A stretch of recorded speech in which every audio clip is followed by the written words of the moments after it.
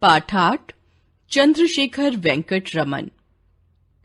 भारत की धरती ने ऐसे अनेक महापुरुषों को जन्म दिया है जिन्होंने अपनी प्रतिभा से संसार का पथ प्रदर्शन किया है। चंद्रशेखर वेंकट रमन उन्हीं महापुरुषों में से एक थे। ये एशिया के प्रथम वैज्ञानिक थे। इन्होंने अपनी प्रतिभा के बल पर नोबेल पुरस्कार प्राप्त करके अपनी मातृभूमि को गौरवान्वित किया है। विज्ञान को समस्त जीवन अर्पित करने वाले इस महान वैज्ञानिक का जन्म 7 नवंबर 1888 को तमिलनाडु राज्य के तिरुचिरापल्ली नगर में हुआ था। इनके पिता का नाम चंद्रशेखर अय्यर तथा माता का नाम पार्वती उम्मल था। इनके पिता एक माध्यमिक विद्यालय में शिक्षक थे। कुछ समय पश्चात वे विशाखापट्टनम के हिंदू कॉलेज में भौतिक विज्ञान के प्राध्यापक नियुक्त हुए। अपने पुत्र की शिक्षा के संबंध में उन्होंने प्रारंभ से ही विशेष ध्यान दिया। रमन ने 12 वर्ष की आयु में ही 10वीं की परीक्षा पास कर ली। इन्हीं दिनों इन्हें श्रीमती एनी बेसेंट का भाषण सुनने, लेख पढ़ने तथा रामायण व महाभारत आदि धार्मिक ग्रंथों के अध्ययन का अवसर मिला। इससे इनके जीवन पर भारतीय गौरव की अमिट छाप पड़ी। सन 1904 में ये प्रेसिडेंसी कॉलेज मद्रास यानी चेन्नई में उच्च शिक्षा के लिए प्रविष्ट हुए। बीएससी की परीक्षा में संपूर्ण विश्वविद्यालय में रमन अकेले ऐसे छात्र थे जिन्हें प्रथम श्रेणी प्राप्त हुई। इन्हें विज्ञान में स्वर्ण पदक दिया गया। सन 1906 में इन्होंने एमएससी में भी प्रथम स्थान प्राप्त किया। भौतिक विज्ञान विषय में मद्रास विश्वविद्यालय में प्रथम श्रेणी में उत्तीर्ण होने वाले रमन पहले छात्र थे। सन 1907 में इन्होंने दूसरे विषय में भी विशेष योग्यता के साथ एमए किया। गणित तथा भौतिक विज्ञान में इनकी विशेष रुचि थी। विद्यार्थी जीवन से ही ये शोध कार्य में व्यस्त रहते थे। विश्वविद्यालय में इन्हें इस संबंध में पूरी सुविधा प्राप्त थी। इन्हीं दिनों इनका एक लेख लंदन की फिलोसफिकल मैगजीन में प्रकाशित हुआ। इनकी प्रतिभा से प्रभावित होकर सरकार की ओर से इन्हें विदेश में उच्च शिक्षा प्राप्त करने के लिए छात्रवृत्ति दी गई, किंतु इनके स्वास्थ्य ने इनका साथ न दिया। फलस्वरूप रमन विदेश न जा सके। इन्होंने वित्त विभाग की प्रतियोगिता परीक्षा में सर्वप्रथम स्थान प्राप्त किया। अतः वित्त विभाग में डिप्टी अकाउंटेंट जनरल के महत्वपूर्ण पद पर इनकी नियुक्ति हुई। इनका कार्यक्षेत्र कलकत्ता यानी कोलकाता था। 19 वर्ष की अवस्था में श्री कृष्ण स्वामी अय्यर की सुपुत्री के साथ वेंकट रमन का विवाह हुआ। वित्त विभाग में कार्य करते हुए भी इनकी रुचि बराबर विज्ञान में बनी रही। एक दिन जब ये ट्राम से अपने कार्यालय जा रहे थे तो मार्ग में इनकी दृष्टि एक बोर्ड पर पड़ी जिस पर लिखा था Indian association for the cultivation of science. शाम को अपने कार्यालय से लौटते समय रमन वहां गए। संस्था के मंत्री अमृतलाल सरकार से इनकी भेंट हुई।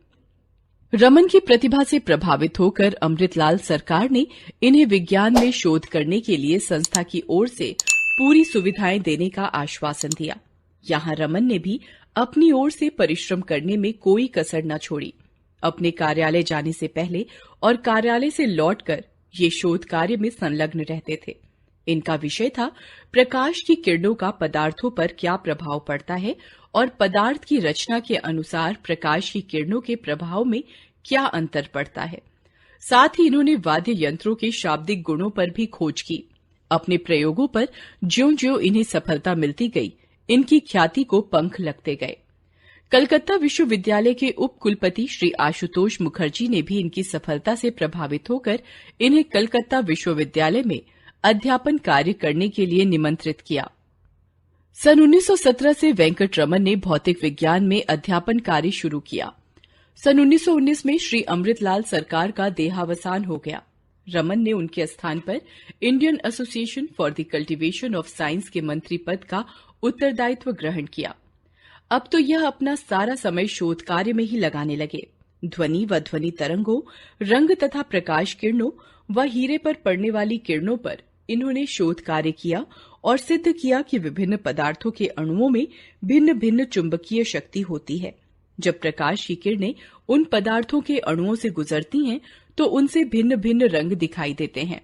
सन 1929 में विज्ञान सम्मेलन में भाग लेने के लिए वेंकट रमन इंग्लैंड गए। इन्होंने अपने शोध परिणाम विदेशी वैज्ञानिकों के सामने प्रस्तुत किए। भारत लौटते समय इन्होंने आकाश के नीले रंग के विषय में अनुसंधान किया। इन्होंने सिद्ध किया कि समुद्र के पानी का रंग नीला होने तथा विभिन्न फूलों के रंगों के अलग अलग होने का कारण यही है कि उस पदार्थ के अणु प्रकाश की किरणों का परिक्षेपण किस प्रकार करते हैं। प्रकाश किरणों पर पड़ने वाले उस प्रभाव को ही रमन प्रभाव की संज्ञा दी गई है। रमन प्रभाव की सहायता से पदार्थों की आंतरिक रचना का भी पता लगाया जा सकता है।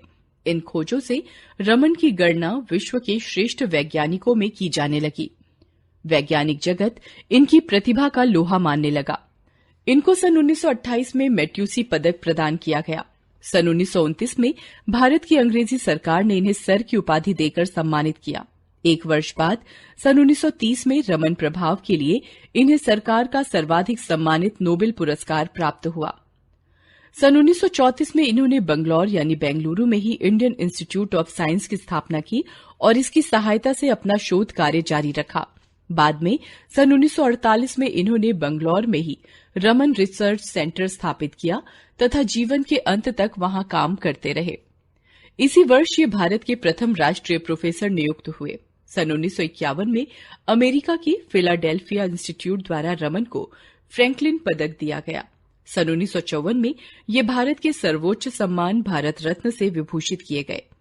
रूस ने भी रमन जैसे महान वैज्ञानिक की प्रतिभा को सराहा और सन 1957 में इन्हें लेनिन पुरस्कार से गौरवान्वित किया। इस प्रकार दीर्घावधि तक विज्ञान की सेवा में समर्पित यह प्रतिभावान वैज्ञानिक सन 1970 में परलोकवासी हुए। हमारे चैनल होप एजुकेशन पोर्टल को सब्सक्राइब करें। हमारे नए वीडियो की तत्काल सूचना के लिए घंटी के आइकन पर क्लिक करें।